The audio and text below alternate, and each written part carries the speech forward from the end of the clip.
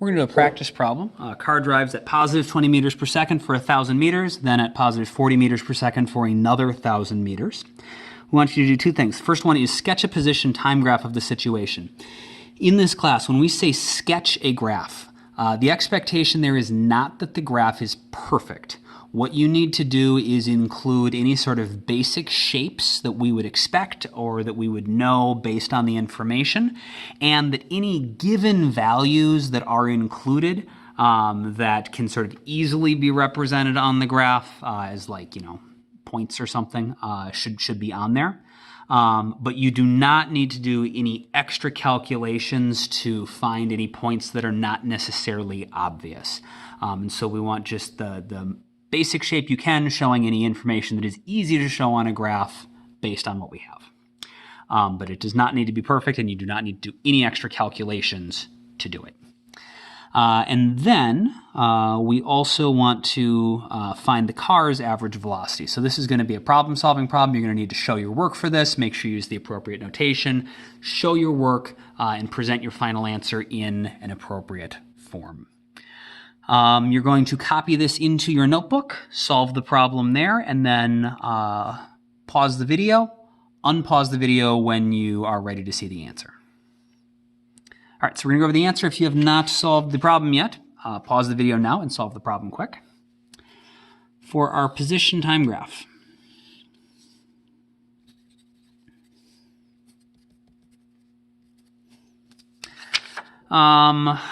we don't have any times, but we do have positions.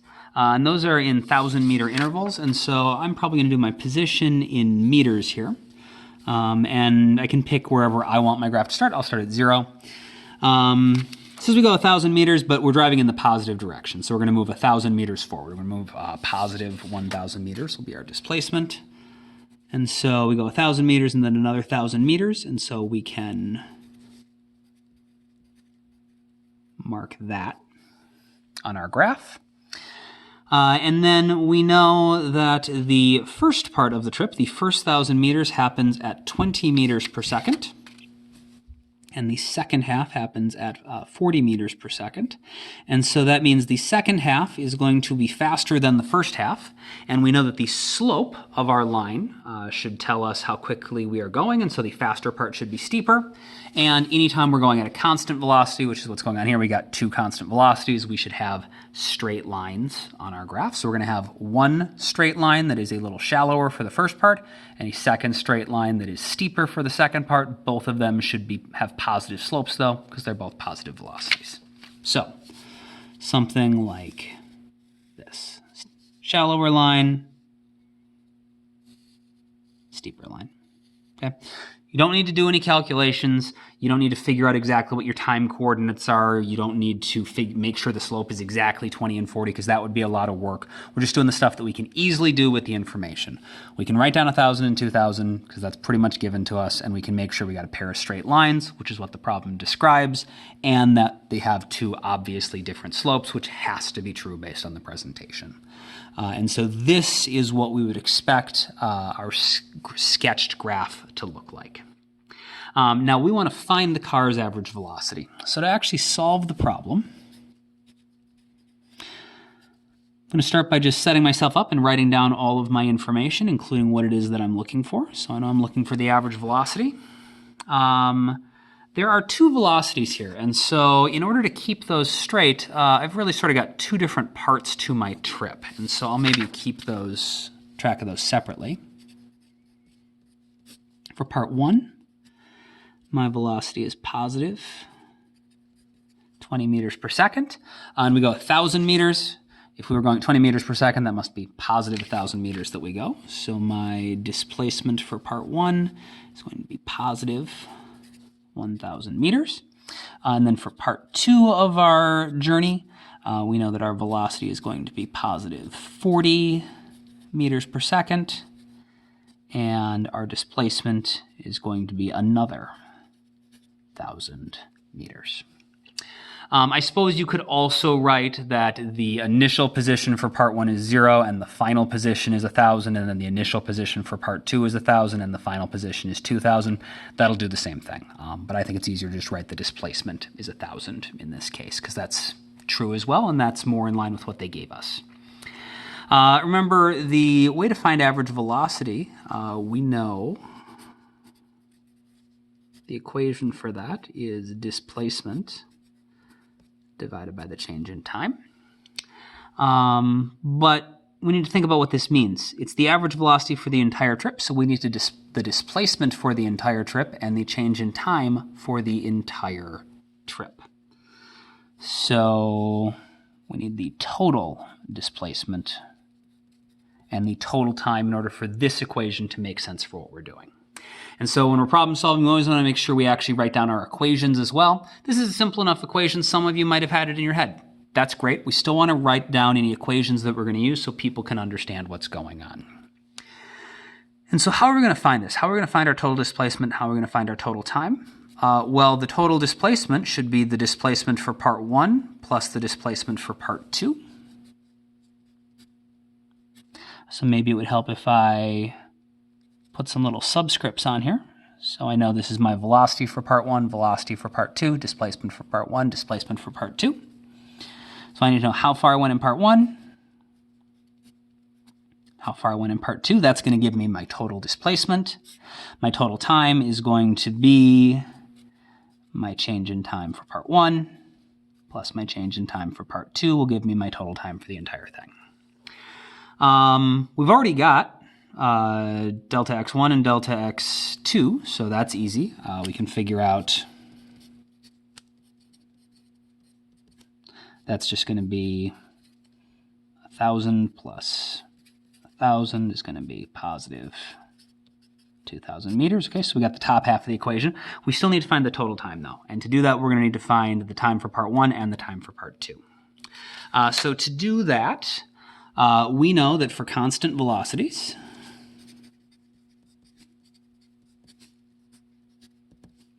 the velocity is equal to the displacement divided by the change in time.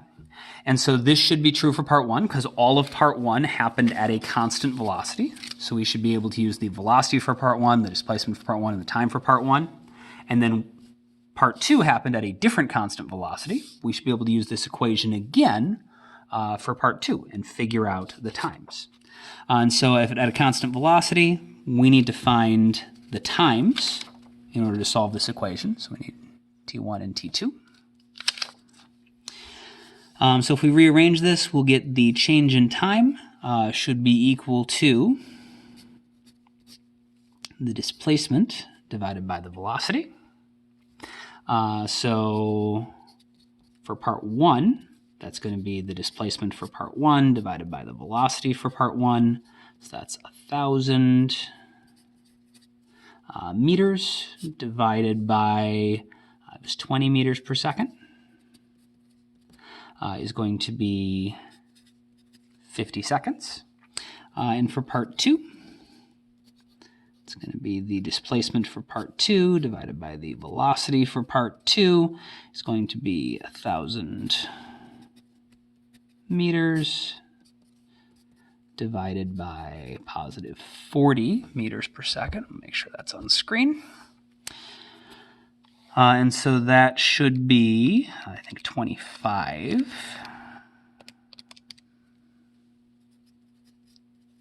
So now we know the time for part 1 and the time for part 2. So delta T total is going to be time 1 plus time 2, we said. So that's going to be 50 seconds plus 25 seconds. It's going to be 75 seconds. And then we should now be able to solve our problem. We know our average velocity, total displacement over total time. And so our average velocity should be our total displacement, which was positive 2,000 meters.